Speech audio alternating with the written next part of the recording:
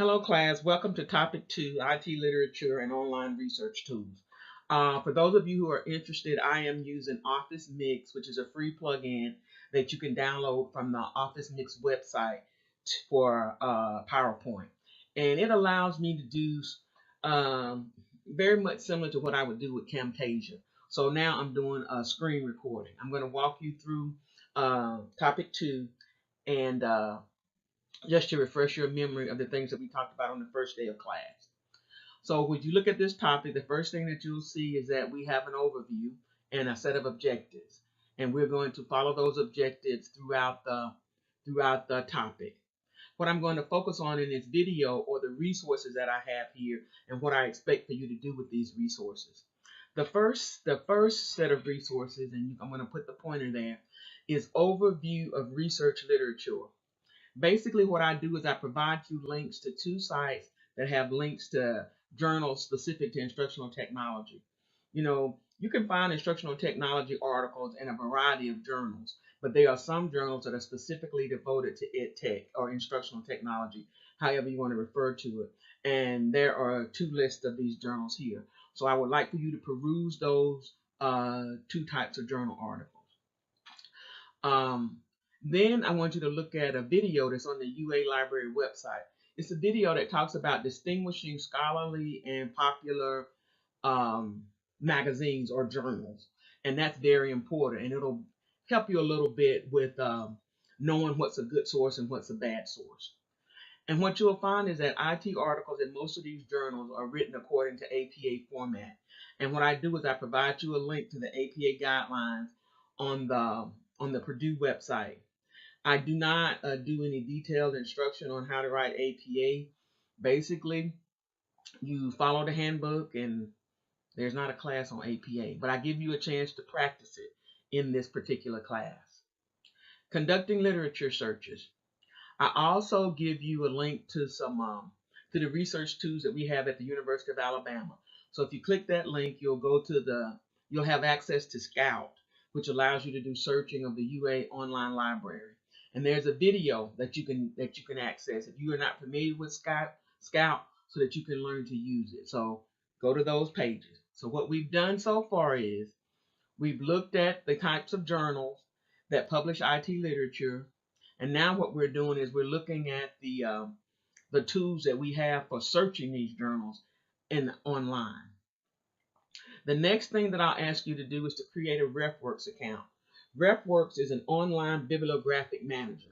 That means that in RefWorks, you can do a search in Scout.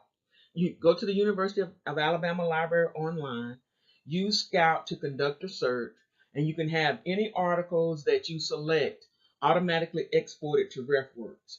You can export the citation, the abstract, and I think you can export the actual PDF file if it's there. In some cases, you can't directly export the PDF. You have to download it and then drag it into RefWorks. So you can play around with that. Last year, I think we got a new version of RefWorks. And since you are all new students, you should be creating a new RefWorks account. You shouldn't have an old account that you need to transfer. If you do, if you go to the new RefWorks page, there's some information there about how to convert an old RefWorks account to the new RefWorks. And then there's a YouTube channel that has a series of videos put out by RefWorks that teach you how to walk you through how to use it. There's a 20-minute set of, maybe it's about 5 or 6 of them together, about 20 minutes. My recommendation is that you look at them all for an introduction to RefWorks. And there's also a link to some webinars that you can participate in live or online. Interestingly, if you want to, you can call the library is a good resource. So if you run into a problem with RefWorks, feel free to call the education librarian. I don't have their names, but if you go to the McClure Library, you'll see that there are librarians dedicated to education. And so they can help you if you run into any trouble. But I found those videos to be very helpful. When I used this last year, the videos weren't up yet. The videos for the old RefWorks were up. And so I provided detailed instructions and some written tutorials for students to access. But I think that you'll find these YouTube videos very interesting and helpful. The next thing that you have in this list is a lit review. This is also a tutorial. This is a lit review tutorial. The videos, the videos for using RefWorks, the videos for using Scout. You can probably listen to all of those in an hour or less, depending on how much time. This literature review, and this is a tutorial that's put out by Harvard, and it's provided to us under the Creative Commons. So it takes longer to do. Now, when you're doing this, what I want you to think about is you're not thinking about a lit review just for this class. You're thinking about a lit review that you're going to have to be doing throughout this program and when you get ready to do your dissertation. So consider this your introduction to the literature review. If you want to make a mistake in writing a lit review, now is the time to make it. If you have questions to ask about the literature process, now is the time to begin asking those questions. So I encourage you to work your way through the literature review or research journey. Um, we cover some of the search, and they have different topics. We cover a lot of the search and manage topics. Well, manage we cover in our class by using the RefWorks account, and search we cover using Scout. So if you're going to bypass anything, I would suggest bypassing those two. But if you have the time, I would look at them. I do suggest that you go through the overview, question, synthesize, and write sections of the tutorial. And then, since this literature resource is an open education resource, I just provided some resources to you about open education resources so that you will know what those are. So, take some time to do that. I'm not going to ask you to do anything with it, but it's just good information to have. And then at the bottom, there are two articles that you would probably want to find and save and um, put in your personal library, import them into RefWorks so you have them in the future, which is critiquing research, critiquing qualitative research, and critiquing quantitative research. As you go through the program, you will be given other resources to help you do this as well. But as a doc student, these are just resources that you probably want to keep. And that's a good thing about RefWorks. Once you have a RefWorks account and you begin to find articles that are of interest to you, you can keep them in your account and they're just always there. So when you get ready to do your dissertation or to do research in another class, you'll already have some articles that you found and that made sense to you.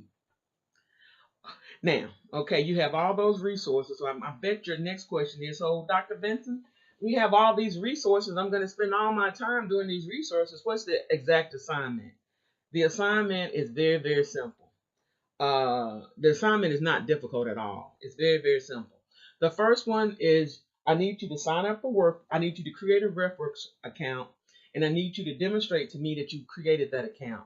And the way that I'm asking you to demonstrate it is I'm asking you to import 5 resources, 5 articles, and I'm asking you to generate an online I'm asking you to generate an annotated bibliography.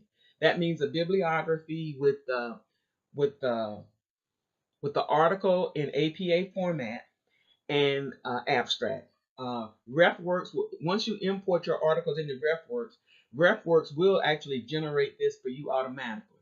The problem is sometimes when RefWorks generates it, there's some errors. So what you're going to have to do is take what RefWorks generated and compare it to what the Purdue website says the APA format should be. For example, if you have an article that's by 2 people, what you will do is RefWorks will generate the bibliography for you. What you'll do is you'll look at how they specified the reference for that article.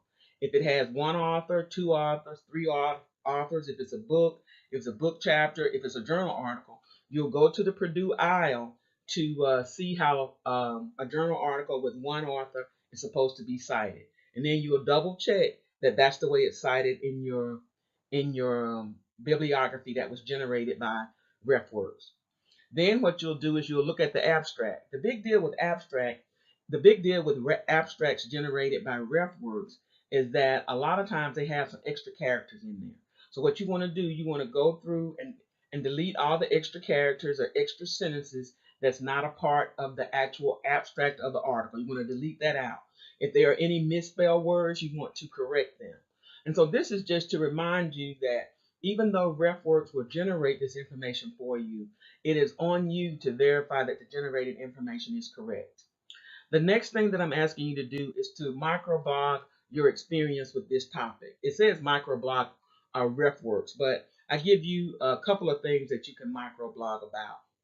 So it's up to you to choose two of these things to microblog about, and when I say microblog, I mean tweet, for you to tweet about using the hashtag AIL601. The dates, as we discussed, are on the course schedule, so I'm not going to mention them here.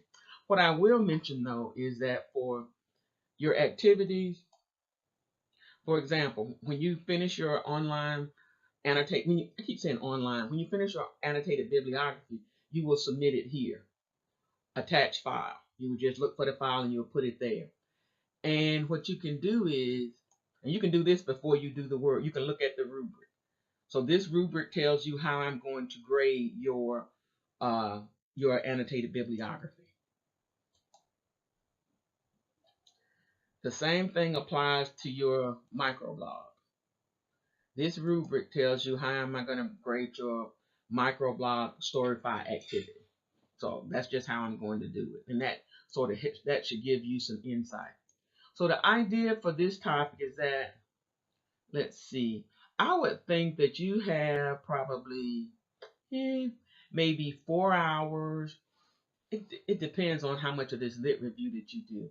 Maybe 4 hours of tutorials to make your way through, I would think. Could be a little bit less, could be a little bit more. And then you have to do the bibliographic manager. Now, if it takes you more time than this is what I want you to remember. This is a 3-hour course. You have 2 weeks to do this. So if this course met every week, you would spend at least 6 hours in class. 3 hours one week and 3 hours the next week. According to SACS, you are supposed to spend 3 hours out of class working on your coursework for every hour that you spend in class. So for a 3-hour class, you're supposed to spend approximately 9 hours a week on that class outside of class. So what that means is a 3-hour class should mean 12 hours of work, including the actual class time. I guarantee you that you won't spend 12 hours doing this. And so I doubt you spend 6 hours. So what you may want to do is you may want to work ahead. You may want to I don't know what you want to do, but I just want to let you know that this work is not going to come close to those 12 hours per week because you have 2 weeks to do this. So I think if you gave yourself 6 hours each week, you would get it done and you would have extra time. You could actually move on to the next topic, I would assume. But it all depends on how fast you work. If in fact you end up spending 12, if you end up spending more than, let's say, more than 9 hours per week working on this, I want you to let me know, because that means I have grossly misjudged something. So let me know and we will work through that. Now 9, you'll notice it's still less than the 12, but I want to know if you're spending more than 9 hours a week working on this class. Like I said, 6 hours per week should be more than enough for these 2 weeks. And I'm telling you, it's probably more like 3 or 4, if that much. Anyway, that's it for this particular topic. If you have any questions, you can tweet me. I think I'll be keeping up with Twitter. Or you can email me, or you can post to the discussion board. So I'll be talking to you soon. This is Dr. Benson.